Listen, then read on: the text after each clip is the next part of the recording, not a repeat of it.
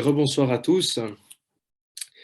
Mesdames et messieurs, chers collègues, petite question que je vais vous poser ce soir. Lorsque vous avez grandi, lorsque vous grandissiez, ou que vous étiez peut-être à un bar avec des amis, et au bar, vous aviez peut-être déjà pris un deuxième, voire un troisième verre, il peut vous arriver d'avoir des conversations philosophiques qui partent dans tous les sens. On parle de politique, de l'évolution de la société, ou bien, dans certains cas, des exploits des joueurs de football. Et je suis personnellement un très grand défenseur de ces moments de gloire où on parle ensemble et on peut aisément se transformer soit en philosophe ou encore en anthropologue. Et lors de ces nombreuses conversations, je pose souvent une question au groupe d'amis qui m'accompagnent. Est-ce que par hasard, l'univers est un gigantesque être vivant? Ma question peut paraître absolument folle. Et avant d'écrire ce discours, je me suis rendu sur Internet pour voir s'il y avait quelqu'un d'autre qui, überhaupt, s'était posé la même question que moi. Et ce fut le cas.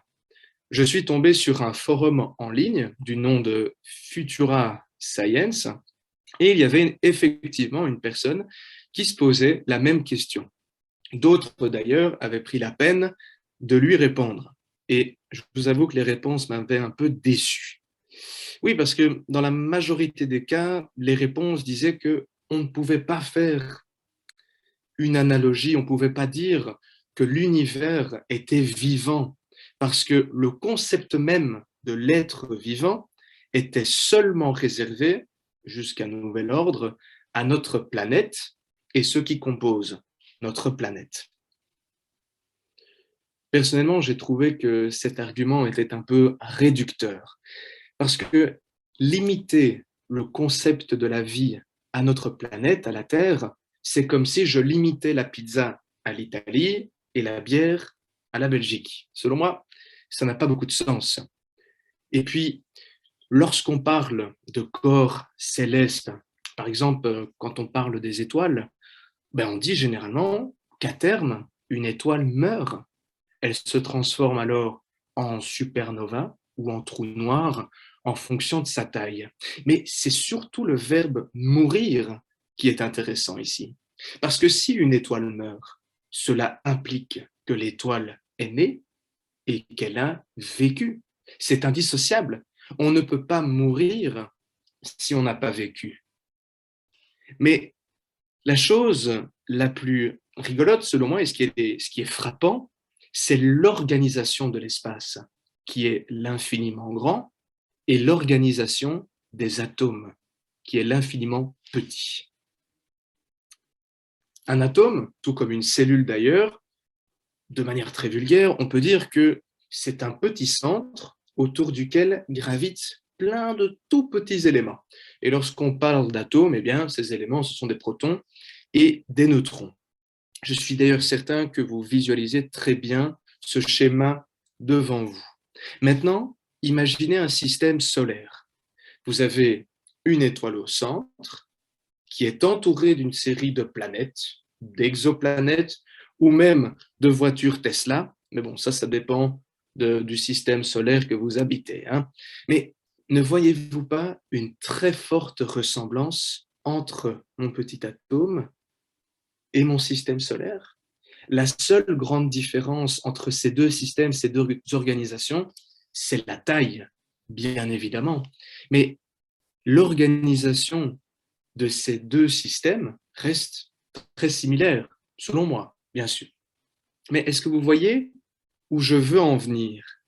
Et si notre système solaire, qui finalement est organisé comme des tout petits atomes, était en réalité un immense atome qui compose, avec plein d'autres immenses atomes, un être titanesque, un être vivant titanesque. Et puis, réfléchissons plus loin. Le Big Bang, c'était une rencontre une rencontre savante entre différents gaz, mais depuis, on sait que l'espace s'étend, et on sait d'ailleurs, entre-temps, que l'espace s'étend en accélérant et non pas en freinant. Donc, si ça se trouve, le gigantesque être vivant dans lequel nous nous trouvons vient d'entrer dans sa puberté et est en train de grandir pour atteindre sa taille adulte. À ce moment-là, dans la conversation, généralement, les amis qui m'accompagnent me demandent d'arrêter de boire. Mais je vais généralement encore une étape plus loin. Et si cet être vivant, gigantesque, adolescent qui allait devenir adulte, avait des frères et des sœurs? Peut-être que cet être a des parents, des amis ou des voisins ennuyants qui font beaucoup de bruit la nuit? Cette idée, bien sûr, elle rejoint le concept du multivers. Donc, l'idée qu'il n'y a pas qu'un seul univers, c'est une théorie qui a été largement abordée. Et puis, ce n'est pas tout à fait étrange de penser cela parce que lorsqu'on parle d'un phénomène scientifique, il faut que ce phénomène se répète pour qu'il puisse être observable et observé. Donc, il est tout à fait logique d'oser imaginer qu'il y ait plusieurs univers, qu'il y ait donc des frères et des sœurs à mon être gigantesque. Ça, c'était la première partie. Je vous remercie.